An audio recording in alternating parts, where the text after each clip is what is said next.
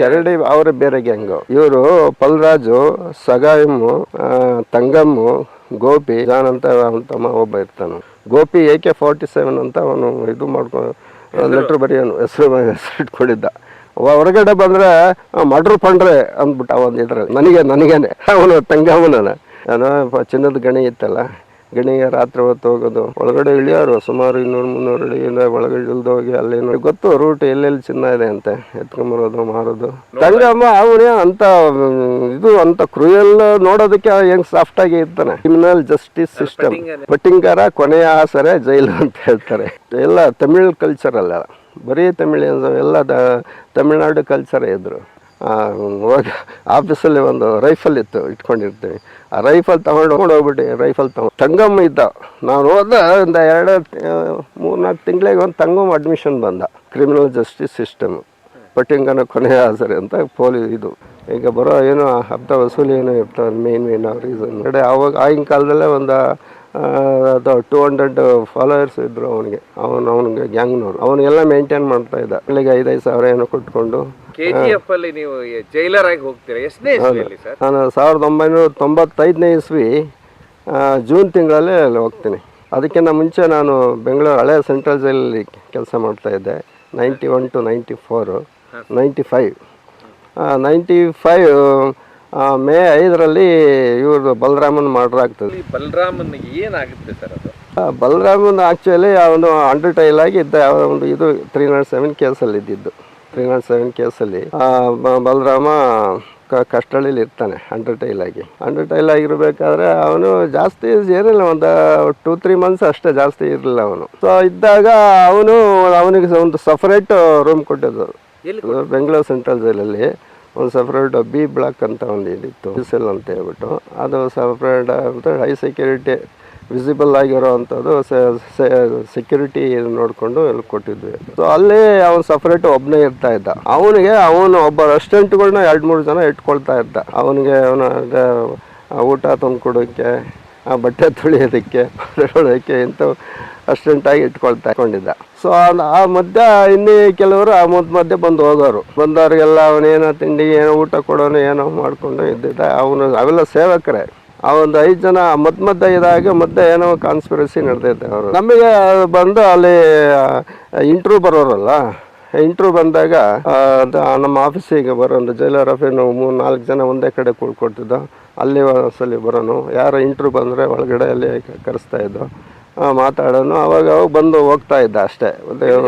ನಮ್ಮದೊಡೆ obedient ಆಗಿದ್ದ. ನಮ್ಮ ಜೋಡಿ ಬನ್ನಿ ಸರ್, ಹೋಗಿ ಸರ್ ಅಂತಲೇ ಇದ್ದ. ನಮ್ಮದು ಆರ್ಸಾಗ ಆ ಥರ ರೂಢಾಗಿ ಏನು ಮಾತಾಡ್ತಿರಲ್ಲ. ಒಬಿಡಿ ನೋಡೋಕೆ ಸಾಫ್ಟ್ ಮ್ಯಾನ್ ಅಂತ ಕ್ರೂಯಲ್ ಆಗಿ ಹೆಂಗೆ ಕಾಣ್ತಿರ್ಲಿಲ್ಲ.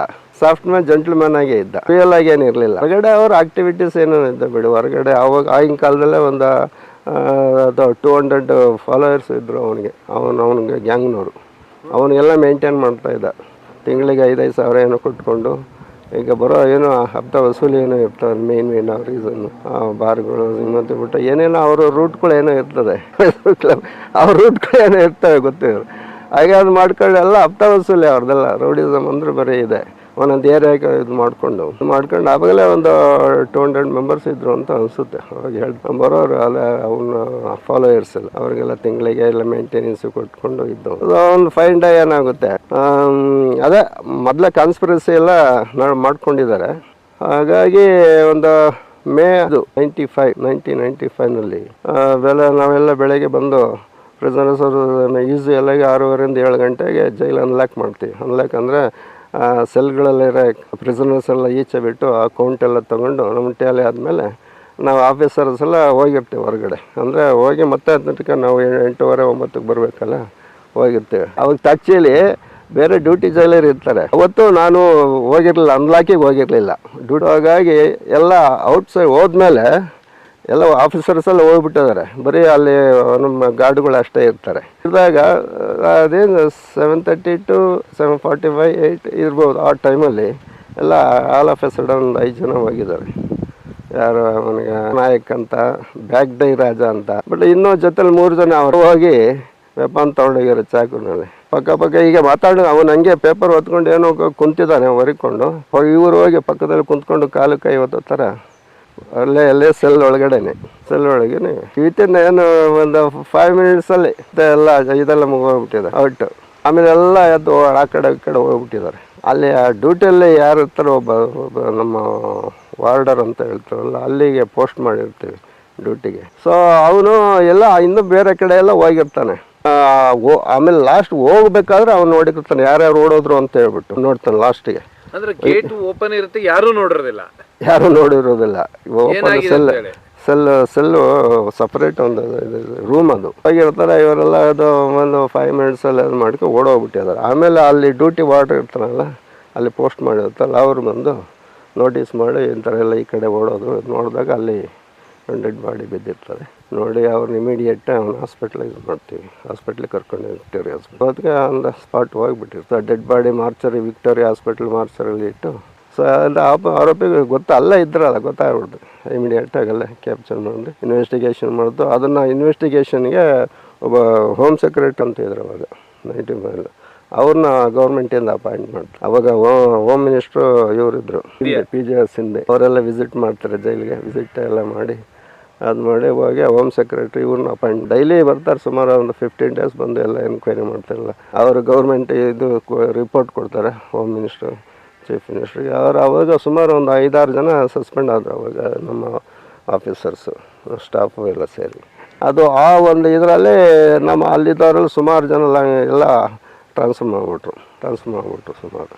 ಸೊ ಆವಾಗ ನಾನು KGF ಟ್ರಾನ್ಸ್ಫರ್ ಆಯಿತು. 95 ಜೂನ್ ಜುಲೈಯಲ್ಲ ಅಲ್ಲಿ ಹೋಗಿ ರಿಪೋರ್ಟ್ ಮಾಡಿಕೊಂಡೆ. ಹೇಗಿತ್ತು ಸರ್ KGF ಜೈಲು? ಹೇಗಿತ್ತು? ದೊಡ್ಡದಿತ್ತ ಚಿಕ್ಕದಿತ್ತ? ಸಣ್ಣ ಸ್ಮಾಲ್ ಜೈಲ್. KGF ಸ್ಮಾಲ್ ಜೈಲೇ. ಅಕಾಮಿಡೇಷನ್ 50 to 60 ಪ್ರಿಸನರ್ಸ್ ಅಕಾಮಿಡೇಟ್ ಮಾಡೋ ಒಂದು ಬರೀ 3 ಬ್ಯಾರಕ್ಸ್ ಇದ್ದವು, 3 ಬ್ಯಾರಕ್ಸ್. ಅದು ಓಲ್ಡ್ ಎಲ್ಲ ಬ್ರಿಟಿಷ್ ಟೈಪು ಇದೆಲ್ಲ, ಅದು ಬಿಲ್ಡಿಂಗ್ ಎಲ್ಲ ಶೀಟ್ ಎಲ್ಲ ಇದು ಇರಲಿಲ್ಲ. ಬರೀ ಆಫೀಸಲ್ಲಿ ಒಂಥರ ಸೀಟ್ ಕಮಾಂಡ್ ಟೈಪು ಶೀಟಲ್ಲಿ ಮಾಡಿರುವಂಥದ್ದು. ಹಾಗೆ ಆ ಬ್ರಿಟಿಷ್ ಪೀರಿಯಡಲ್ಲೇ ಕೈದಿಗಳಿರೋದಕ್ಕೆ ಅದು ಮೋಲ್ಡೆಡ್ ಬ್ಯಾರಕ್ಸ್.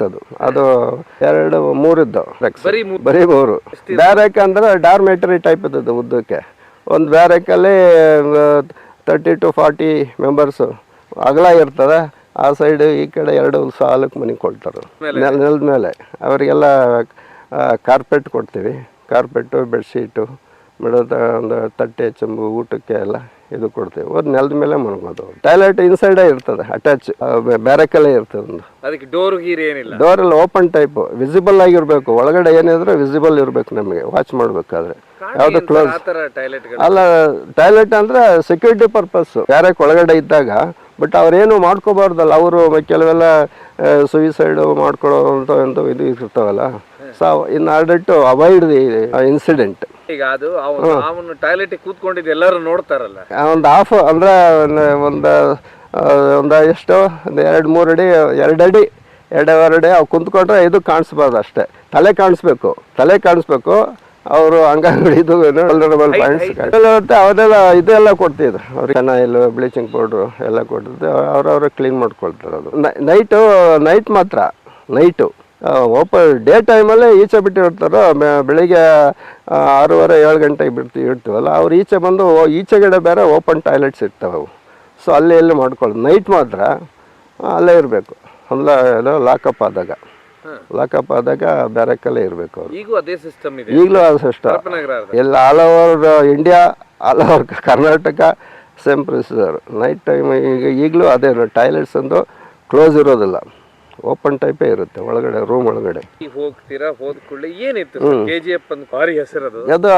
ಅದು ನನಗೆ ಹೋದಾಗ ಅಲ್ಲಿ ಕಲ್ಚರು ಎಲ್ಲ ನೋಡಿ ನನಗೆ ವಿಚಿತ್ರ ಅನಿಸ್ತು. ಒಳ್ಳೆ ಎಲ್ಲ ತಮಿಳ್ ಕಲ್ಚರಲ್ಲ, ಬರೀ ತಮಿಳಿಯನ್ಸ್ ಎಲ್ಲ ತಮಿಳ್ನಾಡು ಕಲ್ಚರೇ ಇದ್ದರು. ಅಲ್ಲಿ ಹೋದಾಗ ಆ ಜೈಲು ಹೊಸ ಅನುಭವ ಆಯಿತು ನಮಗೆ. ಅಲ್ಲಿ ನಾವು ಯಾವುದೇ ಜೈಲಿಗೆ ಒಂದು ಕಡೆ ಜೈಲಿಂದ ಇನ್ನೊಂದು ಕಡೆ ಜೈಲಿಗೆ ಹೋಗಿ ಅಲ್ಲಿ ಅಟ್ಮಾಸ್ಫಿಯರ್ ಹೊಂದ್ಕೊಳ್ಳೋದಕ್ಕೆ ಒಂದು 2-3 ತಿಂಗಳು ಬೇಕಾಗುತ್ತೆ.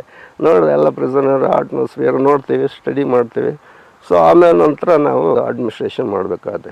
ಅವಳು ಸ್ವಲ್ಪ ರೂಡ್ ಬಿಹೇವಿಯರು ಪ್ರಿಸನರ್ಸು. ಸ್ವಲ್ಪ ಏನಾರು ಹಾರ್ಶ್ ಆಗಿ ಇದು ಮಾಡೋಂದ್ರೆ ನಮ್ಮೇಲೆ ಜಗಳ ಮಾಡೋರು, ಬಂದು ಹಾಗೆ ಮಾಡಿದ್ರು, ಸುಮ್ಮನೆ ಬೈಕೊಳೋರು.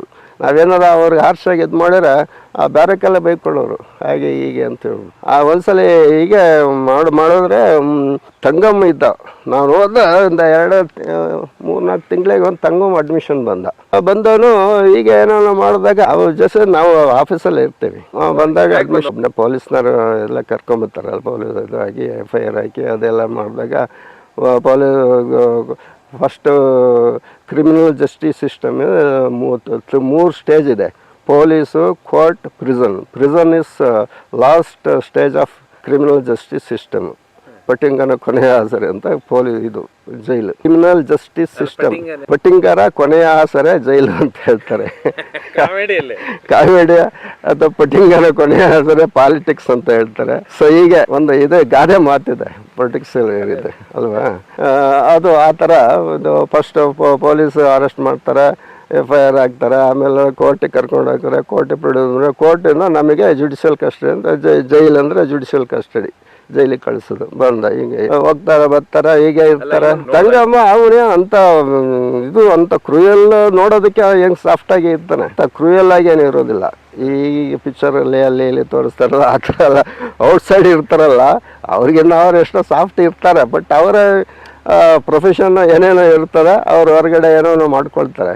ಬಟ್ ಜೈಲಲ್ಲಿ ಮಾತ್ರ ಅವರು ಇದು ಸಾಫ್ಟಾಗಿ ಇರ್ತಾರೆ. ಬಟ್ ನಾವೇನೋ ಸ್ವಲ್ಪ ಅವ್ರಿಗೆ ಎಗೆನಿಸ್ಟ್ ಇದು ಮಾಡೋಕೆ ಹೋದ್ರೆ ನಮ್ಮ ಮೇಲೆ ಸ್ವಲ್ಪ ಅವರು ಇದು ಮಾಡ್ತಾರೆ ಅಷ್ಟೇ, ಬೈಕ್ ಕೊಡೋದು ಈಗ ಮಾಡೋದ. ಒಂದ್ಸಲ ಏನಂದ ರುಟೀನ್ ಅಡ್ಮಿಷನ್ ರಿಜಿಸ್ಟರ್ ಅಲ್ಲಿ ಹೇಳಿಲ್ವಾ ನಿಮಗೆ ಇವನು ಬಾರಿ ಕ್ರಿಮಿನಲ್? ಪೊಲೀಸ್ನವರು ಅವ್ರ ಎದುರುಗಡೆ ಆ ಥರ ಏನು ಹೇಳಕ್ ಹೋಗಲ್ಲ, ಯಾಕೆಂದ್ರೆ ಅವ್ರಿಗೂ ಏನೋ ಭಯ ಇರ್ತದೆ. ಹೊರಗಡೆ ಹೋದ್ಮೇಲೆ ರಿಟರ್ನ್ ಮಾಡ್ತಾರೋ ಅಂತ ಅದೆಲ್ಲ ಏನು ಹೇಳೋದಿಲ್ಲ ಅವರು. ಅದು ನಾವೇ ಸ್ಟಡಿ ಮಾಡಬೇಕು. ಅದು ಬೇರೆ ಕಡೆಯಿಂದ ಬೇರೆ ರೂಟಲ್ಲಿ ತಿಳ್ಕೊಂಡು ಅವ್ರ ಮೇಲೆ ನಾವು ಇದು ಮಾಡಬೇಕು, ನಿಗಾ ಇಡಬೇಕಾಗುತ್ತೆ ಇರ್ತವೆ. ಆಮೇಲೆ ನೆಕ್ಸ್ಟ್ ಇಯರಿಂಗ್ ಡೇಟ್ ಕೋರ್ಟ್ ಇರುತ್ತೆ, ಕೋರ್ಟ್ಗೆಲ್ಲ ಕಳಿಸ್ತಾ ಇರ್ತೀವಿ.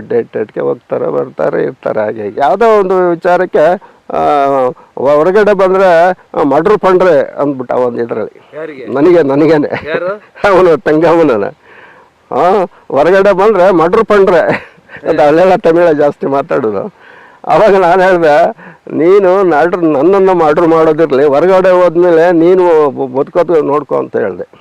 ನೀನು ಬದುಕ್ತೀಯ, ನೀನನ್ನು ಬದುಕೋದು ನೋಡ್ಕೊ ಅಂತ ಹೇಳಿದೆ. ಸೊ ಆಮೇಲೆ ಹಾಗೆ ಇದ್ದ ಸ್ವಲ್ಪ ರ್ಯಾಶ್ ಮಾತಾಡಿದ್ದೀನಿ ನಾನು, ಒಂದು ಈ ಮಾತಾಡಿದ್ದು ನಿಜ. ಹಂಗಾಗಿ ಇದಾಗೆ ಮಾಡ್ದ. ಆಮೇಲೆ ಹಿಂಗೆ ಇದ್ದ. ಆಮೇಲೆ ಅವೆಲ್ಲ ಮಾತಾಡ್ತಾರೆ ಬಿಡ್ತಾರೆ, ಅವೆಲ್ಲ ಮಾತಾಡೋಕ್ಕೆಲ್ಲ ನಾವೇನು ಹೆದರೋದಿಲ್ಲ.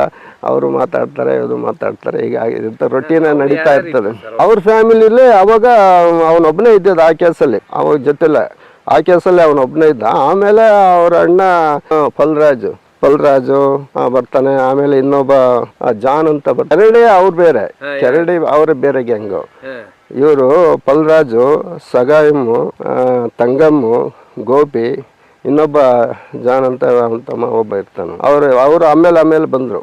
ಆಮೇಲೆ ಈ ತಂಗಮ್ಮ ಇದ್ನಲ್ಲ, ಅವಂದು ಇನ್ನೊಂದು ಕೇಸು ಏನು ಕೋಲಾರ ಸೆಷನ್ ಕೋರ್ಟಲ್ಲಿ ಇನ್ನೊಂದು ಯಾವ್ದು ಕೇಸ್ ಇತ್ತು ಅವಂದು. ಅಲ್ಲಿಂದ ಒಂದು ಇದು ಬಂತು ನಮಗೆ ಸಮನ್ಸ್, ಬಾಡಿ ವಾರೆಂಟ್ ಬಂತು.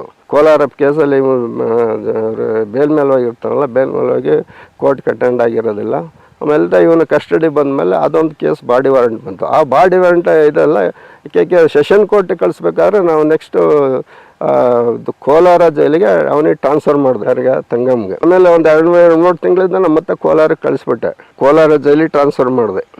ಅಲ್ಲಿ ಕೇಸ್ ಅಲ್ಲಿ ನಡೀತಾ ಇತ್ತಲ್ಲ ಸೆಷನ್ ಕೋರ್ಟಲ್ಲಿ, ಅವನು ಅಲ್ಲೇ ಇರಬೇಕು. ಯಾಕೆಂದ್ರೆ ಈಗ ರಿಸ್ಕ್ ನಟೋರಿಯಸ್ ರೌಡಿ, ಅವನು ನಾವು ಇಟ್ಕೊಂಡು ಮತ್ತೆ ರಿಸ್ಕ್ ನಮ್ಮ ರಿಸ್ಕನ್ನು ನಾವು ಇದು ಮಾಡಬೇಕಾಗಲ್ಲ, ನಮ್ಮ ಜವಾಬ್ದಾರಿ ತಡ್ಕೋಬೇಕು. ಅದು ಸಣ್ಣದೇ, ಅದು ಸ್ವಲ್ಪ ಕೆಪಾಸಿಟಿ ಜಾಸ್ತಿ ಇರ್ತದೆ.